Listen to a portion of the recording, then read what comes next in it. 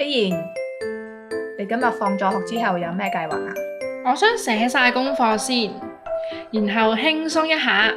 我都係啊，做完功課先至再玩，咁樣特別開心輕鬆。係啊係啊，比如話睇下書啦，或者打下機。係啊，我媽媽話呢，只要做完功課就可以玩一下。冇錯冇錯，我哋都可以將時間安排得妥妥當當。咁你週末得唔得閒啊？不如我哋一齊打機啊！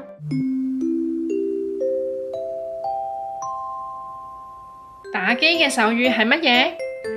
打機，打機。星期一手語，下次見，拜拜。